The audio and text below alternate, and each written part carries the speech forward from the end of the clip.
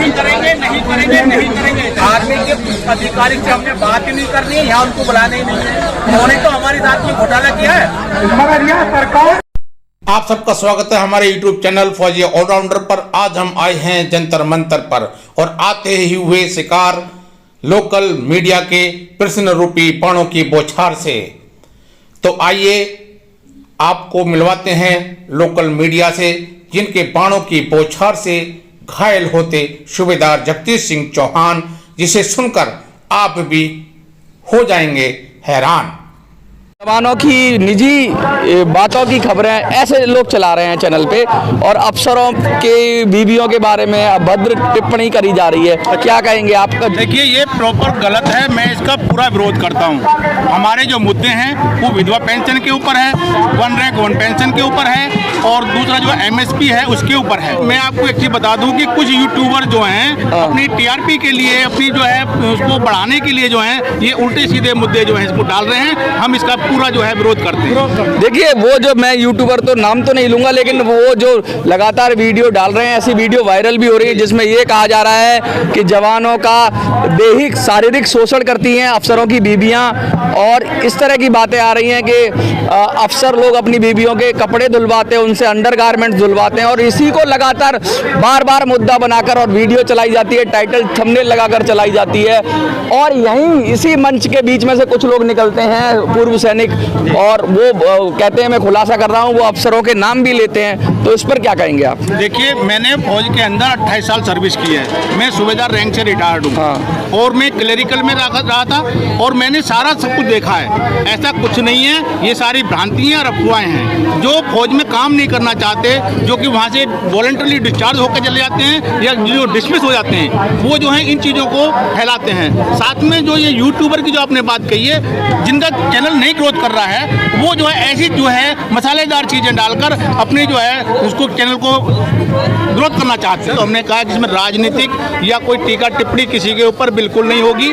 सिर्फ हमारे जो मुद्दे हैं उन्हीं के ऊपर ध्यान केंद्रित किया जाए। हम अपने मुद्दों पर। क्या लगता है OROP पे अब सरकार मानेगी? देखिए, सरकार नहीं मानेगी तो सरकार को मानना पड़ेगा, क्योंकि हमारे साथ में अफसरों ने छल किया है, उनकी बढ़ गई, और हमारे जेसीओ जो OR जो हैं उनकी जो है नहीं बढ़ी है।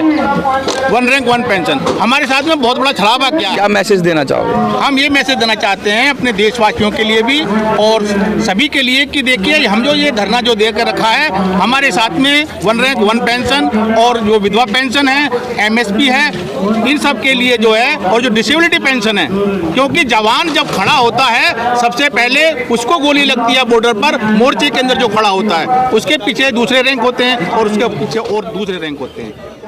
अब मैं आपको बताता हूं कि मेन मुद्दे क्या हैं।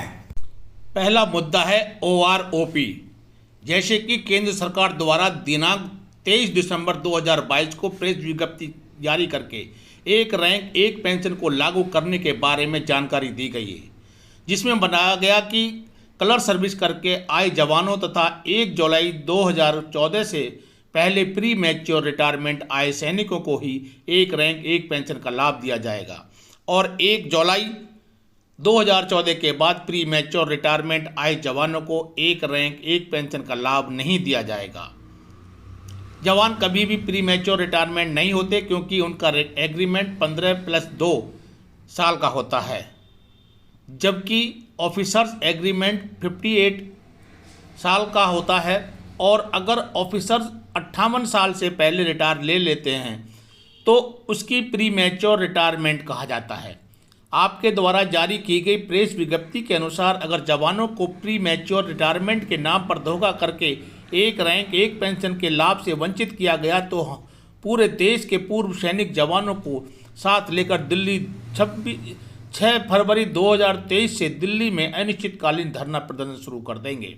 हमारी मांग है कि सभी जवानों को 1 रैंक 1 पेंशन का लाभ दिया जाए। सेना के ऑफिसर्स क्योंकि 58 से 60 साल की उम्र में पेंशन आते हैं, तो 1 रैंक 1 पेंशन का लाभ ऑफिसर्स को नहीं मिलना चाहिए, क्योंकि OROP की परिभाषा है कि जवानों की कम उम्र 32 से 40 साल की उम्र में पेंशन भेज दिया जाता है, इसलिए उन्हें 1 रैंक 1 पेंशन का लाभ दिया जाए।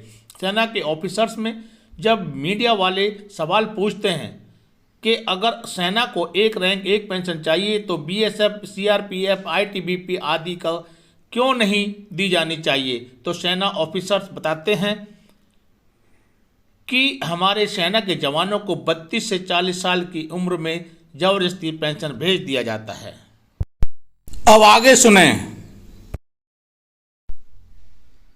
जबकि बीएसएफ, सीआरपीएफ, आईटीबीपी आदि के जवान 60 साल की उम्र तक सर्विस करते हैं, लेकिन सेना के ऑफिसर्स ने यह बात कभी नहीं कहा कि सेना का ऑफिसर भी 58 से 60 साल की उम्र तक सर्विस करता है। इसलिए सेना के ऑफिसर्स को एक रैंक एक पेंशन नहीं मिलना चाहिए।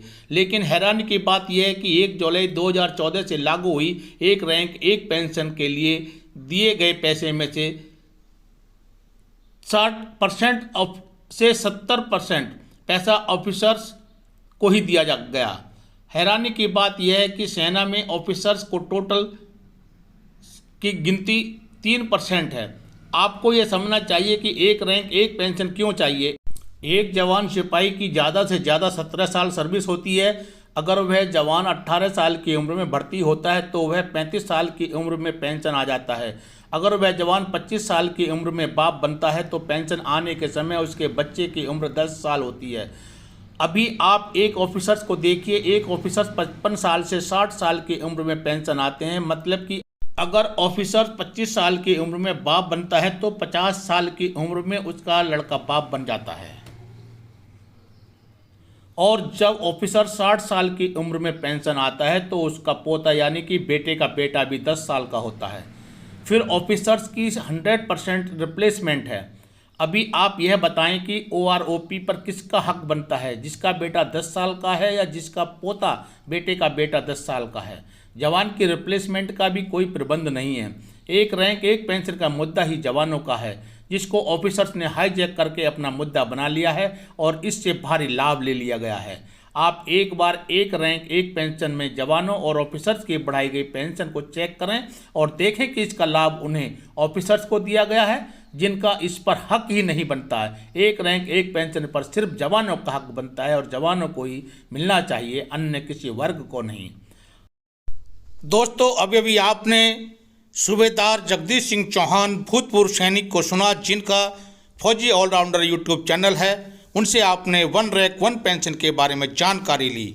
आशा करते हैं आपको पूरी जानकारी मिली होगी। अगली जानकारियां हम अगली वीडियो में देंगे। हमारे चैनल को सब्सक्राइब करें और घंटे वाले बटन को दबाएं। वीडियो को ज़्यादा से ज़्यादा शेयर करें, सभी ग्रुपों में शेयर करें, जिससे कि सभी भूतपूर्व सैनिकों को इसके बारे में जानकारी मिले। वीडियो पसंद आने पर ज़्यादा से ज़्यादा लाइक करें, कमेंट्स करें। धन्यवाद।